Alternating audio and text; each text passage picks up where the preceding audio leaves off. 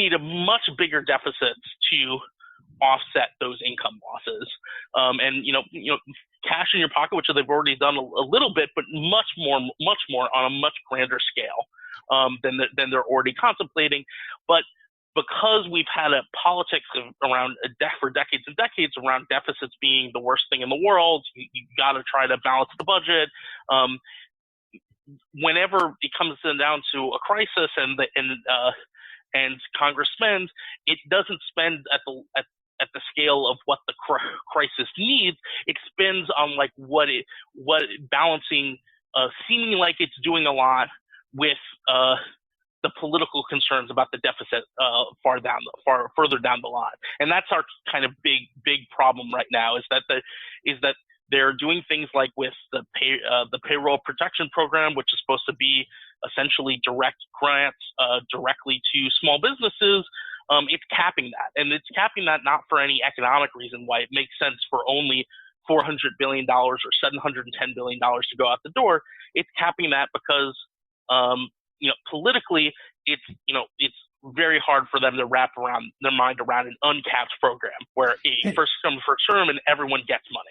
And we should say like that, like what that is the functional equivalent of, it seems to me, is just sort of like holding your breath when you go by a cemetery, or like literally, it's superstition, right? I mean, it's just like learned superstition. Because Nancy Pelosi, I don't know, was friends with Pete Peterson, and was espousing PAYGO.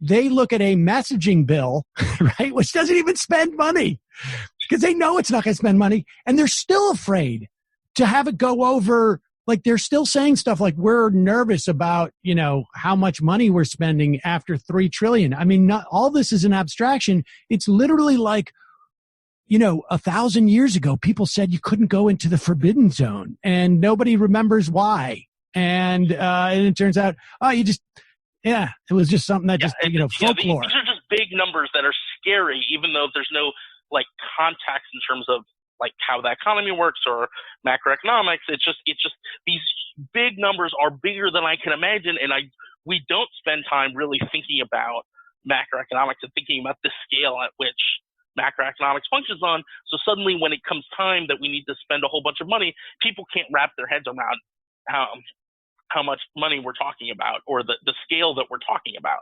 And that's the kind of big problem, is that we have these, once a decade or once 20 years, we suddenly, have to talk about this, and everyone has to learn a lot all at once. And it necessarily seems scary, and, can we really do it that big, and so on and so forth. And that's the big problem. So the Federal Reserve is stepping into that void of the rest of the government not responding. So, for example, the program we were just talking about, Main Street Lending Program, that program would not have to exist if the payroll protection program was uncapped. If they provided enough money that was just, forgivable loans, grants to small businesses as needed, even medium-sized businesses, hell, all of the business sector, you wouldn't need to provide small and medium-sized loans to basically provide a bridge loan until they can start making money again. And that's what the Main Street Lending Program is really supposed to do. But it's, obviously it's a loan. It's not the grant or forgivable loans the way the payroll protection program is supposed to be. And it has a little bit in it. It defers payment on principal and interest for a year. So it gives you a little bit of a leeway, and that's kind of in and of itself unprecedented for the Fed, but it's still nowhere near enough. And that's kind of the big, takeaway in terms of all that the Federal Reserve is doing, is the Federal Reserve is stepping into doing some fiscal policy, even though it's very uncomfortable with doing fiscal policy by, say, deferring these, the principal and interest on these loans for a year. But it's not willing to go the full way because Congress hasn't fully authorized it to be a fiscal authority, but it feels compelled to do something because the rest of the federal government is missing in action. Okay, so just to be clear, by deferring interest for a year, and does that interest accumulate over the course of that year, or does the interest start accruing a year out? I would have to recheck, but I believe that the interest starts accruing from the time of the loan. Okay. And so by deferring it for a year, though, it is as if it is spending the money. So it's sort of like just pretending to be, it's doing this sort of mutated version of fiscal policy, but in fact it's monetary because it's a financial instrument, but it's deferring the financial the financial aspects of it for a year. So there's one free year of money. You have to start paying for that money a year out, but presumably like it's like the equivalent of a 20-year loan, but it's actually 21 years to pay it back, essentially. Yeah. Okay. Yeah. And that's to make up for the fact that there's been such an anemic fiscal response by the government. So when do we when does the crap hit the fan? Like people are walking around their towns now, right? And it's hard to determine that store has closed as opposed to it's just, taking a break because we're on pause. Like it feels like we can't quite see the damage yet because, I've used this in the past as an analogy, like the tsunami's hit, the water's come in and it hasn't receded enough for us to really see the damage yet. Yeah, absolutely. I mean, the thing is, this has just been so rapid. It's been, the big picture. New York closed its, announced that it was closing its schools and basically closing down the restaurants and such, like March 12th, I think. It was 13th was a Friday. It was actually the 16th. I mean, the last day for schools was the 13th. Yeah. It was 16th was a Monday when the closure, all that closure stuff happened.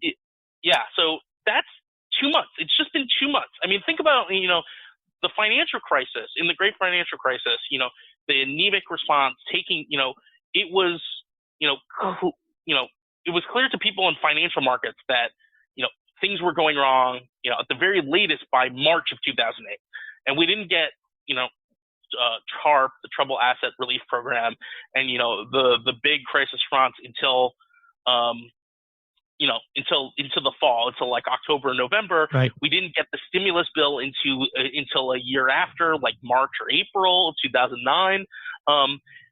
In this, I talk about the anemic congressional response, but on the scale that they're used to working on, this has been rapid. I mean, we've done multiple spending bills within, this 2 month period. Right. The Federal Reserve, of course, has announced a flurry of programs over those 2 months.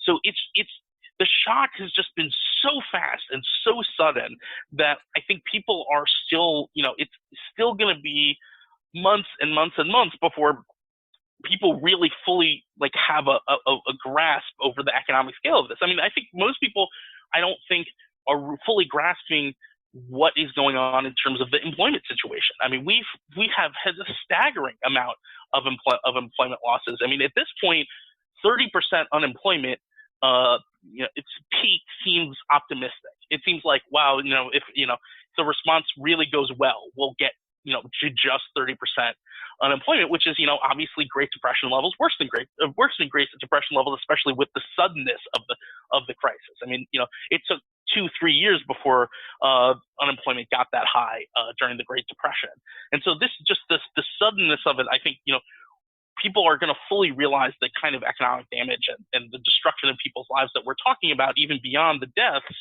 3-4 months from now. But by then, the damage will have been so much worse because we're not responding on the scale the crisis demands.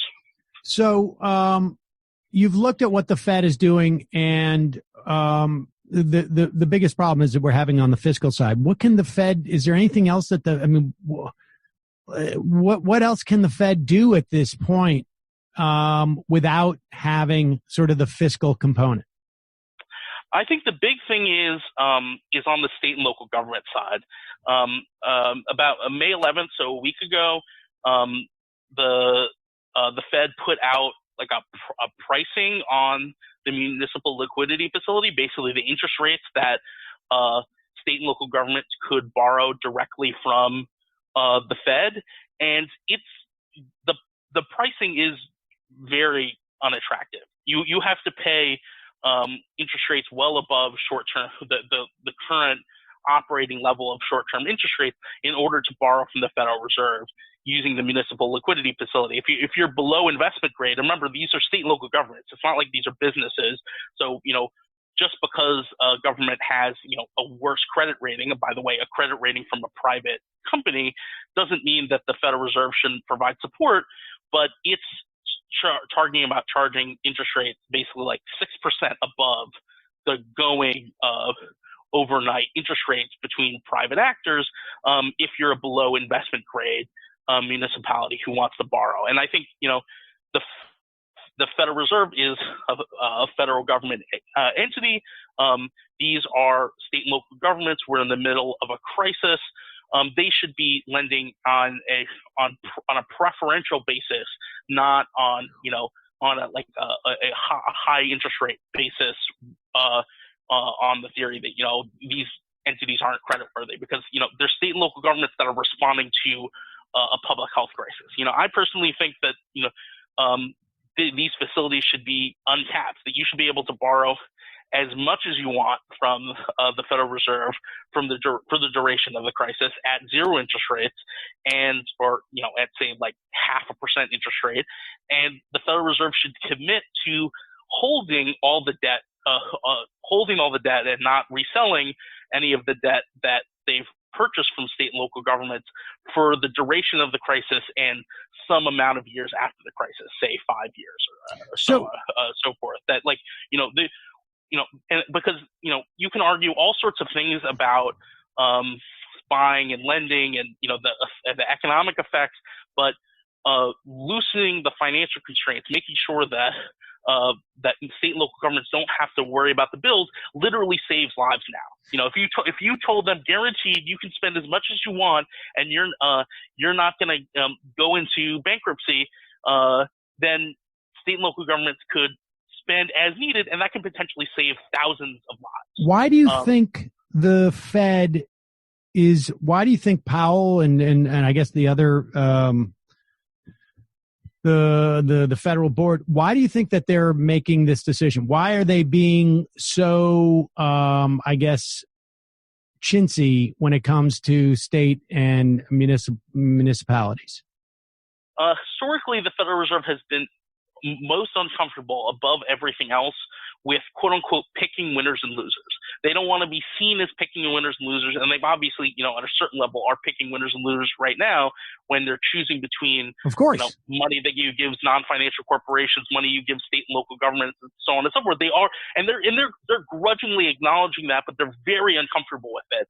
And so I think they are trying to kind of limit it as much as possible. Okay, we're doing this, but we're charging high interest rates. We're giving the best credit to the most credit-worthy companies, and they're trying to find all these outs to go, yes, we're picking winners and losers, but, and to justify, to excuse it, to minimize what they're doing, and to doing something. When I'm talking about doing, you have to lean in. You have to say, yes, I'm picking winners and losers, and the people I don't want to lose are state and local governments right now, because they are on the front lines of fighting this crisis, and that's that is a very uncomfortable position for them. The other thing is they're worried about losses. They're worried about the politics of, say, losing $50 billion or whatever because of quote unquote defaults from state and local governments. They're worried about that, like, sort of conventional credit worthiness thing, as well, we're stepping a little bit into fiscal policy, but we don't want too much. And that's why they've gone through all these rigmarole, all these accounting gimmicks of, well, we're going to do these facilities, but we want $500 billion from the Treasury that will cover the losses from these facilities. And this kind of, accounting gimmick thing, when it's just, within the federal government, is something that they feel like gives them political cover. And, I'd be telling them to forget about that political cover and just do it and respond to the crisis at the scale it needs, because, they have that responsibility. Just to be clear, who is the political cover from? I mean, is this a function of the White House not wanting to fund states, states and municipalities because they want to put pressure